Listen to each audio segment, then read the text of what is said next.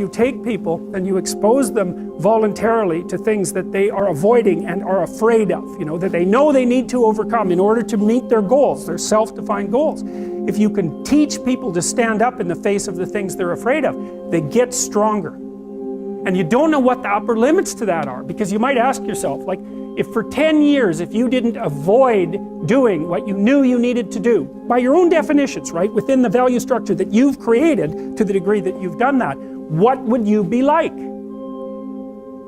Well, there are remarkable people who come into the world from time to time, and there are people who do find out over decades-long periods what they could be like if they were who they were, if they spoke their being forward. And they get stronger and stronger and stronger, and we don't know the limits to that. We do not know the limits to that. And so you could say, well, in part, perhaps the reason that you're suffering unbearably can be left at your feet, because you're not everything you could be, and you know it. And of course, that's a terrible thing to admit, and it's a terrible thing to consider, but there's real promise in it, right? Because it means that perhaps there's another way that you could look at the world, and another way that you could act in the world, so what it would reflect back to you would be much better than what it reflects back to you now. Life is a fight for territory, and once you stop fighting for what you want, what you don't want will automatically take over.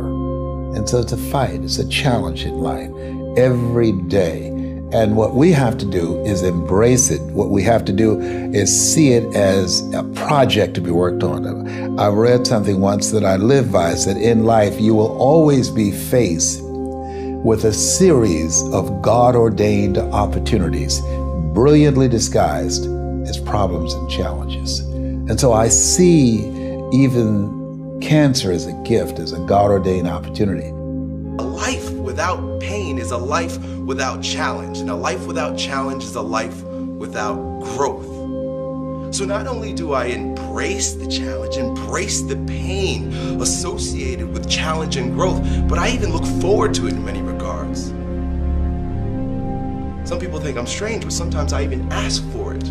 Send me a challenge, God, that you think should rid the world of pain. I invoke, please, give me some challenges here, because I need to be tested. I need to be stronger. I need to grow in my resolve with whatever weakness is in my character.